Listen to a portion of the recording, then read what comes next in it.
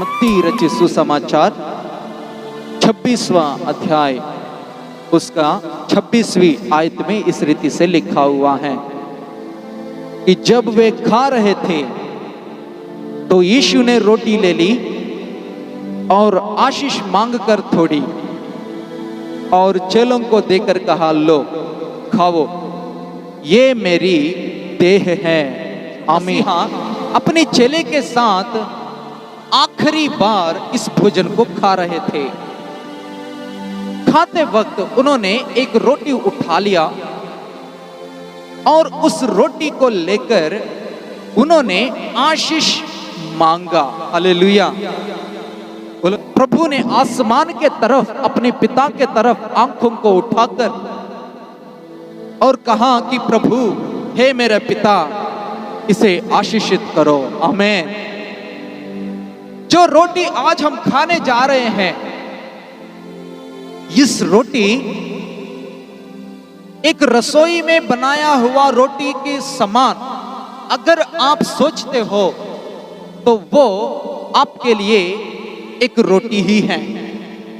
इस रोटी को खाने के लिए आप सभी को अपने अपने घरों से इतना इतना दूर पैदल चल के यहां आने की कोई जरूरत नहीं है। लेकिन वचन में इस रीति से लिखा हुआ है, जो रोटी आज तुम खाने जा रहे हो, ये रोटी आशीषित किया हुआ रोटी है। आमीन। हालेलुया। इस रोटी के ऊपर आशीष है। परमेश्वर ही खुद इस रोटी को उठाकर, छूकर, इस पर आशीष मांगकर आज हमारे सामने वो रखा है। हालेलुया। इस रोटी को अनजान मत समझो, तुच्छ ना समझो। लापरवाही के साथ इस रोटी को मत खाओ, क्योंकि ये परमेश्वर के हाथों से आशीषित किया हुआ रोटी है। हम सभी आशीषों के लिए इधर उधर दौड़ते रहते हैं, ढूंढते हैं। हर एक जगहों में जाकर लोग माथे टेकते हैं आशीषों के लिए। लेकिन प्रभु कहता है, देखो, मैं तुम्हें ये रोटी दे रहा हूं और इस पर मैंने आशीष मांगा। आमीन। यूहन्ना का 6वां अध्याय उसकी 56वीं आयत में इस रोटी की बहुमूल्यता के बारे में हम समझ सकते हैं।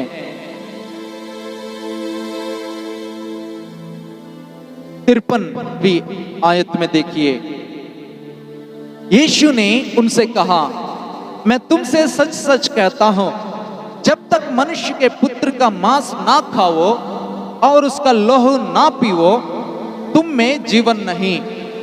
जो मेरा मांस खाता और मेरा लहू पीता, अनंत जीवन उसी का है और मैं अंतिम दिन फिर उसे जिलाऊंगा, जी उठाऊंगा। आमीन। हालेलुया। इस रोटी आशीषित किया हुआ रोटी है और ये रोटी प्रभु यीशु मसीहा का देह। प्रभु ने इस रोटी को उठाकर कहा, ये लो, ये खाओ, ये मेरा देह है, ये मेरा शरीर है। और यूहन्ना में लिखा हुआ है, अनंत जीवन उसी का है जो प्रभु का मांस खाता है, प्रभु का वचन खाता है, प्रभु का शरीर खाता है। हालेलुया। मांस, जैसे मांस शब्द लेता हूं तो आप घबराए मत, हम आपको मांस नहीं खिलाते हैं, लेकिन जो रोटी हमारे सामने है, इस रोटी को प्रभु का शरीर और उसका देह समझना जरूरी है। क्यों? पौलुस लिखता है कि कलीसिया जो है प्रभु यीशु मसीहा का शरीर है। हम सभी उसमें एक एक अलग अलग अंग है। अगर एक उंगली भी ना हो इंसान के शरीर में उस व्यक्ति को कहता है कि ये लंगड़ा। वैसे ही प्रभु का शरीर हम सभी मिलने से ही प्रभु का शरीर बनेगा।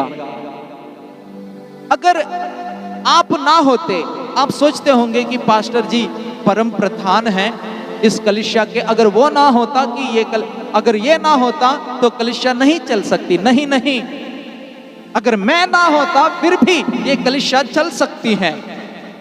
क्यों? क्योंकि इस कलीसिया का सिर, इस शरीर का सिर प्रभु यीशु मसीहा। लेकिन हम सभी जरूरी है एक साथ मिलना, एक साथ बैठना, एक साथ रहना, तभी प्रभु का शरीर हम कह सकते हैं कि ये कलीसिया। वैसे ही ये रोटी आपको दी जाती है, पूरा रोटी नहीं दी जाती है, थोड़ा सा टुकड़ा आपको दी जाती है। इसकी मतलब है हर व्यक्ति प्रभु की शरीर में जरूरी है, बहुमूल्य है। और इतना ही नहीं, हम सभी चाहते हैं कि परमेश्वर का राज्य में हम प्रवेश करें। हम सभी चाहते हैं कि हम अनंत जीवन पाएं, हम मुक्ति पाएं। हालेलुया। हर व्यक्ति चाहते हैं हम मुक्ति पाएं, हम अनंत जीवन पाएं। प्रभु कहता है कि जो मेरा मांस खाता, मेरा लहू पीता, अनंत जीवन उसी का है। आमीन, हालेलुया। अगर आपने बपतिस्मा ले लिया, अगर आपने मन फिराया, अगर आप हर दिन, हर संडे कलीसिया में आते हो, लेकिन प्रभु भोज अगर तुम नहीं खाते हो, जब तक तुम प्रभु भोज नहीं खा सकते हैं, तब तक तुम परमेश्वर का राज्य की वारिस नहीं बन सकते हैं। क्योंकि वचन में लिखा है, जब तक जो मेरा मांस खाता है, जो मेरा लहू पीता है, वो ही परमेश्वर का राज्य की वारिस, अनंत जीवन उसी का है। अगर आप प्रभु का शरीर और उसका लहू नहीं लेना चाहते हो, तो अपने आप परमेश्वर के राज्य को इनकार कर रहे हो। बिल्कुल सही बात है, आपने बपतिस्मा ले लिया। कुछ लोग सोचते हैं मैंने बपतिस्मा ले लिया, उद्धार पाया हूं, तो क्या जरूरी है प्रभु भोज खाना है? क्या जरूरी है प्रभु भोज की आराधना में हम जाने की? मेरे भाइयों और बहनों, मैं तुमसे कहना चाहता हूं, प्रभु भोज लेना बहुत बहुत जरूरी है। प्रभु ने उस रात के समय रोटी तोड़कर उसे देते हुए ये कहा था कि लो, ये मेरा शरीर और ये मेरा लहू है, मेरी स्मरण में इस काम को तुम लोग किया करो। Hallelujah, hallelujah. प्रभु यीशु मसीहा की स्मरण में हम इस काम को करना बहुत बहुत जरूरी है। हालेलुया, बहुत बहुत जरूरी है। अगर तुमने बपतिस्मा लेकर प्रभु भोज नहीं खा पा रहे हो, मैं तुमसे ये जरूर कहना चाहूंगा कि आप आज के बाद प्रभु भोज वाली आराधना को कभी भी ना छोड़े। एक दिन प्रभु यीशु मसीहा एक मान रीति से परमेश्वर के राज्य के बारे में अपने लोगों को समझा रहा था। क्या कह रहा था देखेंगे, मत्ती रचित सुसमाचार उसका 22वीं अध्याय पहली आयत से लेकर कुछ वचनों तक हम पढ़ने की कोशिश करेंगे। प्रभु यीशु मसीहा दृष्टांत के रूप में परमेश्वर के राज्य के बारे में, जहां तुम जाना चाहते हो, जिसको हम कहते हैं स्वर्ग, जिसको हम कहते हैं अनंत जीवन, जिसको हम कहते हैं परमेश्वर का राज्य, उसके बारे में एक दृष्टांत के बारे रूप में बता रहा था। परमेश्वर का राज्य, जिसको हम कहते हैं स्वर्ग, ऐसा है, एक राजा है, वो अपना पुत्र का ब्याह किया। उस भोजन में कुछ लोगों को नेवती देने के लिए अपने दासों को भेजा। उन्होंने सब कुछ तैयार करके रखा, सारा भोजन तैयार करके रखा, अपने दास को भेजा। भेजकर जिन्हें उन्होंने नेवती किया, उनके पास जाकर कहने के लिए कहा कि भोजन तैयार है, तुम आओ। ध्यान से सुनिए, इन सभी को पहले से ही नेवती दे रखा गया है। अचानक से नेवती नहीं, पहले ही बताया गया है कि फलाने समय पर ब्याह होगा, फलाने दिन पर ब्याह होगा, और तुम लोग जानिएगा कि भोजन होगा, और जब भोजन तैयार होगा तुम्हें बुलाया जाएगा। ऐसे ही किए हैं ना हमने। पहले ही आपको बताया गया है कि इतवार के दिन प्रभु भोज की आराधना होगा। वैसे ही प्रभु ने पहले से ही निमंत्रण देके रखा और दास को भेजा कि आओ भाई, भोजन तैयार है, खाएंगे।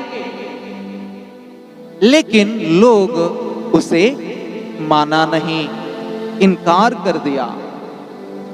तब राजा ने दूसरे दासों को भेजा। जब दूसरे दासों को भेजा, तब वे भी गए थे। जिन्हें पहले से बताया गया है, उनके पास जाकर कहा कि चलो भाई, भोजन तैयार है, हमें खाने के समय हो गया, सब कुछ तैयार है। परमेश्वर ने बहुत बड़ा भोजन हमारे लिए रखा, रॉयल फीस्ट। 5 स्टार होटल में खाना खाने के लिए पहले यहाँ तिवोली गार्डन जब खुला था, उसमें अगर खाना खाने के लिए जाएंगे, एक प्लेट का भोजन लगभग 1500 से लेके 1700 2000 तक पैसे लेते थे, एक प्लेट की भोजन। क्यों इतना महंगा है? क्योंकि उसको कहते हैं रॉयल भोजन, किंग्स मील, राजाओं का भोजन है। वैसे ही ये भी परमेश्वर की पुत्र का भोजन है, ब्याह का भोजन है, और इस भोजन में हम सभी को बुलाया गया। दासों को भेजा कि आओ आओ करके बुलाने के लिए, लेकिन जिनको बुलाया गया वे सभी इनकार कर दिया, और कुछ लोगों ने खेत में चले गए, कुछ लोगों ने अपने अपने व्यापार में चले गए। परमेश्वर का राज्य की खाना खाने के लिए उसके पास समय ही नहीं मिल रहा था, वो इनकार कर दिए। अरे आज तो हमारे पास टाइम नहीं है, हमें ड्यूटी जाना है। परमेश्वर की भोजन से ज्यादा उसको ड्यूटी, उसको खेत में जाना जरूरी पड़ा। परमेश्वर की भोजन से ज्यादा उसको अपने अपने व्यापार में जाने की मन किया, उसको बहुमूल्य लगा, तो परमेश्वर की भोजन को तुच्छ मानकर वो चले गए थे। उसके बाद राजा को बहुत गुस्सा आ गया, वो क्रोध किया और कहा कि जाओ राजनगर में जाकर सड़कों पर जो अच्छे और बुरे, अच्छे और बुरे हर व्यक्ति को ले आना। राजनगर में हर सड़क पर जो भीख मांगने वाले हो, जो कंगाल हो, जो गरीब हो, जो अच्छे हैं, जो बुरे हैं, हर व्यक्ति को लेकर आना, मेरे दरबार में ले आना, ताकि वो मेरा भोजन को खा सके। Hallelujah, hallelujah. प्रभु ने तुम्हें नेवती दे रखे हैं, अगर तुम इनकार करते हो तो परमेश्वर को कोई फर्क नहीं पड़ता। तो इसलिए आओ हम सभी मिलकर प्रभु का परम राज्य का विंद, खाना, भोजन हम करेंगे। ये है प्रभु भोज। तो घर में तो बहुत सारे आ चुके हैं, अब खाने की तैयारी हो गया, सभी लोग बैठने खाने के लिए बैठे हैं। तब राजा अपने अपने गेस्ट को देखने आए। तब राजा जैवनहारों के देखने को भीतर आया तो उसी ने वहां एक मनुष्य को देखा जो ब्याह का वस्त्र नहीं पहने थे। वो ब्याह का वस्त्र नहीं पहना था। पहले जब किसी राजा का घर में ब्याह होती है तो वहां जाने वाले को या तो जितने भी लोग उस ब्याह में आते हैं उन सभी को यहां से लेके नीचे तक पहनने के लिए कॉटन या सिल्क का कपड़े दी जाती थी। उसे पहन के उसी ब्याह में जाना होगा। वो कुछ खरीदने वाली चीज नहीं। राजा उस महान व्यक्ति जिसने आपको आमंत्रित किया वो फ्री में दे देता है। आपको खरीदने की कोई जरूरत नहीं। अगर वैसे राजा ने बुरे अच्छे लोगों को बुलाया और वहां कपड़े रखा गया है, हर व्यक्ति को दी जा रही थे, दे रहे थे, सभी लोग पहने थे। लेकिन एक व्यक्ति राजा को अपमान कर दिया। कैसे? उसने बिना कपड़े बैठे, विवाह की वस्त्र वो नहीं पहना। मतलब जो कपड़े फ्री में वहां दे रहे थे ताकि एक साथ एक जैसे दिखे, एक जैसे लगे प्रभु के सामने। तो इस समय में सभी एक जैसे दिखने के लिए राजा ने कपड़े दिया। उस कपड़े को नहीं पहना इस व्यक्ति ने। जैसे उसे देखा पूछा कि दोस्त क्या हुआ, तुम्हें कपड़े नहीं मिले? उसका मुंह बंद हो गया। तब राजा ने सेवकों से कहा इसके हाथ पांव बांध कर उसे बाहर अंधियारे में डाल दो, वहां रोना और दांत पीसना होगा। तो राजा ने उसे उठाकर अंधियारे में डाल दिया, जिसको कहते हैं नरक। ये कपड़ा क्या होता है? ये कपड़ा क्या है? पढ़ेंगे यशायाह का 61 उसका 10। मैं परमेश्वर के कारण मगन रहूंगा क्योंकि उसने मुझे उद्धार के वस्त्र पहनाए हैं। हालेलुया, आमेन। इस भोजन को खाने के लिए वस्त्र की जरूरत है, कपड़े की जरूरत है। परमेश्वर का राज्य का भोजन खाने के लिए कपड़ों की जरूरत है। उस कपड़े हैं उद्धार का कपड़ा, उद्धार के वस्त्र पहनकर परमेश्वर के राज्य में भोजन खाने के लिए हमें आना है। Hallelujah, hallelujah. उद्धार, जो उद्धार पाएगा, जो मन फिराकर बपतिस्मा पाकर परमेश्वर के नाम में नया जन्म लेता है, जो व्यक्ति उद्धार में प्रवेश करता है, उस व्यक्ति उस कपड़े को पहनकर प्रभु भोज खाने के लिए आना होगा। क्योंकि जो प्रभु का भोजन खाता है, जो उसका लहू पीता है, उसी का ही है अनंत जीवन। बपतिस्मा लेने से अनंत जीवन तुम नहीं पा सकता है। क्योंकि पहली कलीसिया में भी लोग जो मन फिराकर उद्धार पाए थे, वचन पढ़ने में लवलीन रहे थे, प्रार्थना करने में लवलीन रहे थे, रोटी तोड़ने में लवलीन रहे थे, वैसे ही हमें भी उद्धार जो व्यक्ति पाया है, जो बपतिस्मा पाया है, उस व्यक्ति बिना छूटे जब भी कलीसिया में प्रभु भोज की आराधना होगा, तब अपने आप को तैयारी करके इस भोजन को खाने के लिए आना जरूरी है। आमीन।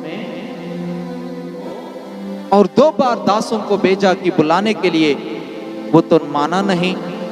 तब परमेश्वर ने छोड़ दिया और बाकी बुरे और अच्छे लोगों को बुलाया। जो बुरे और अच्छे भी इसे खाने के लिए आए हैं, वे भी जो वस्त्र उचित रीति में फ्री में दे रहे थे, उस कपड़े को पहनने के बाद ही इस भोजन को खाने में आना जरूरी है। वो वस्त्र है उद्धार, परमेश्वर का नाम पर जो विश्वास करता है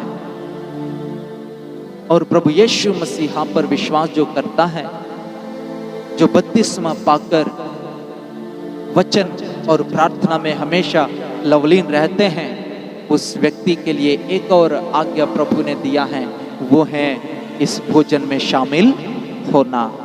अगर इस भोजन को या इस रोटी को एक मामूली रोटी समझते हो तो फिर आपको यहां खाने की जरूरत ही नहीं है। ये रोटी प्रभु यीशु मसीहा का शरीर। आमीन, हालेलुया। क्यों हम इसको शरीर कहते हैं? जो भी बलि चढ़ाते हैं उस चीज को खाना बना के खिलाते हैं लोगों को। जो मांस नहीं खाता वो तो खाता नहीं, जो खाते हैं लोग खाते हैं। क्यों? क्योंकि वो बलि चढ़ाया हुआ चीज है, अपने देवी देवताओं को चढ़ाया हुआ प्रसाद है ना। वैसे ही ये भोजन प्रभु यीशु मसीहा का शरीर हमारी सबके पापों के बदले बलि चढ़ाया हुआ शरीर है। के लिए अपने पापों को धोने के लिए हम लोग मेमनाओं को चढ़ाते थे, लेकिन अब बलि चढ़ाने की कोई जरूरत ही नहीं है। क्यों? क्योंकि परमेश्वर का पुत्र एक मेमना के जैसे क्रूस पर हमारी सबकी उद्धार के लिए बलि हो गया। उसकी शरीर खाने से हमें अनंत जीवन मिलता है। आमीन, हालेलुया। इसलिए इस रोटी को कहते हैं प्रभु यीशु मसीहा का मांस, और इस दाखरस को कहते हैं हम ये प्रभु यीशु मसीहा का लहू। लहू को पीना बाइबल के मुताबिक मना है। व्यवस्था विवरण उसका 17 अध्याय अगर आप पढ़ोगे, उसमें लिखा हुआ है क्यों नहीं पीना है। क्योंकि बाइबल कहती है शरीर में जान है, उस जान लहू में है। जान किस में है? लहू। जब तक लहू ठीक है तब तक हम जिंदा रहेंगे। जब लहू खत्म हो जाता है तो इंसान मर जाएगा, क्योंकि लहू ही जीवन है, जो हमारे शरीर जीने के लिए सहारा है। सारे इसी शरीर में सारे अंग लहू के लिए काम करते हैं। दिल किस चीज के लिए काम करता है भाई? दिल जो है लहू को हर अंग में, यहां तक लहू को फेंकता है शरीर में। अरे जाओ भाई जाओ। अगर उंगली तक लहू नहीं पहुंचता, थोड़ी देर के लिए यहां आप बंद करके रखो, यहां बंद करके रखो। ये शरीर यहां तक जहां आप बंद करते हो वहां लहू नहीं आएगा, तब आपको समझ में आएगा। अगर लहू नहीं आएगा तो क्या होगा मेरा शरीर। हालेलुया। इसलिए बाइबल में लिखा है लहू ही जान है। इस जान की वजह से हम जिंदा हैं। इसलिए जान की अपमान हम पर ना ठहरने के लिए हमें लहू नहीं पीना चाहिए। लेकिन प्रभु यीशु मसीहा कहता है लो, ये मेरा लहू है, इसे पी लो। अब तक तुम लोग मना किया गया है, तुम्हें मना किया गया है बलि चढ़ाया हुआ चीज का लहू को तुम्हें पीना नहीं, लेकिन मैं तुमसे कहता हूं अब ये शरीर है, इसको बलि चढ़ाया जाएगा, इसकी मांस तुम्हें खाना है और इसका लहू भी तुम्हें पीना है। क्यों पीना है?